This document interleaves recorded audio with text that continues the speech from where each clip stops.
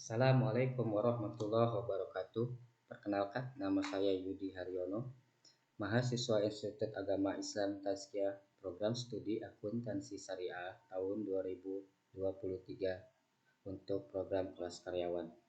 Dalam kesempatan video kali ini, saya akan menyampaikan beberapa materi dari tugas bahasa Indonesia dalam hal memenuhi ujian tengah semester. Presentasi kali ini saya akan menyampaikan terkait unsur serapan dan tanda baca dalam bahasa Indonesia. Pengertian pertama yaitu ikhtisar. Apa itu ikhtisar? Ikhtisar merupakan proses penyerapan ke dalam bahasa Indonesia, unsur serapan ke dalam bahasa Indonesia, dan tanda baca. Selanjutnya, bahasa Indonesia menyerap unsur dari bahasa daerah dan asing. Unsur serapan dapat dibagi menjadi dua kelompok, yaitu yang pertama, kelompok pertama yang tidak diserap ke dalam bahasa Indonesia, dan kelompok kedua yang disesuaikan dengan kaidah bahasa Indonesia. Penyerapan bentuk meliputi huruf, gabungan huruf, dan imbuhan. Kaidah ejaan bagi unsur serapan juga dijelaskan dalam pedoman umum pembentukan istilah atau PUPI. Menurut Robiah, pada tahun 2017, pengertian kata serapan adalah penyerapan bahasa terjadi karena adanya suatu kontak yang berkelanjutan dalam waktu lama. Dengan penutur bahasa yang berbeda, kontak bahasa ini merupakan hubungan kebahasaan yang terjadi antara satu masyarakat bahasa terhadap masyarakat bahasa lainnya. Menurut Sompi tahun 2017, kata serapan merupakan kata-kata yang berasal dari bahasa asing maupun bahasa daerah kemudian dipakai sebagai bahasa asli. Yang terakhir menurut Hopet tahun 1965, kata serapan merupakan perubahan dan perkembangan di dalam bahasa. Satu bahasa ini merupakan sesuatu hal wajar yang terjadi karena adanya kontak bahasa antar pengguna bahasa yang berbeda. Komunikasi langsung antar manusia yang berlainan bahasa dan berlainan budaya ini bisa memunculkan kontak bahasa yang pada akhirnya akan saling membawa dampak. Hal itulah yang dikatakan sebagai penyerapan bahasa.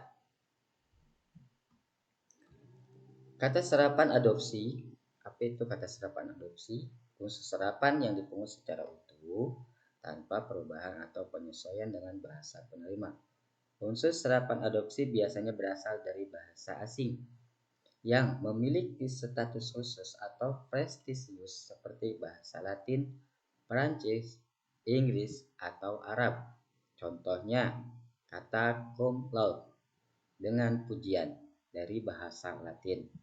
De facto, menurut kenyataan, itu juga dari bahasa Latin. Alhamdulillah, segala puji bagi Allah, itu pun sama dari bahasa Arab. Kata serapan adaptasi. Adaptasi merupakan proses penyerapan kosakata asing ke bahasa Indonesia. Dengan adanya perubahan sesuai kaidah bahasa Indonesia, perubahan itu berupa ejaan, penulisan, maupun pelafalan. Seperti kata gocap dari kata Hokkien, gocap, yang berarti 50. Bunga dari kata Melayu, bunga, yang berarti bagian indah pada sebuah tanaman. Selanjutnya kantor dari kata Belanda, kantor, yang berarti tempat kerja. Dan yang terakhir contohnya adalah bisnis. Bisnis dari kata bahasa Inggris yang artinya business, yang berarti usaha dagang.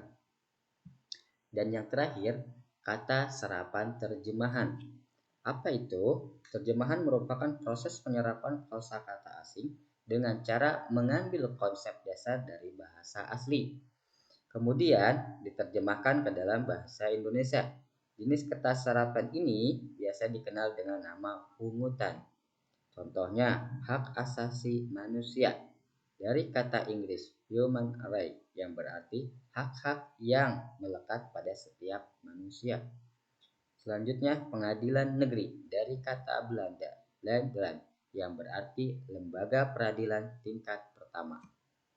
Baik, sekian dari saya. Terima kasih. Kurang lebihnya saya mohon maaf. Assalamualaikum warahmatullahi wabarakatuh.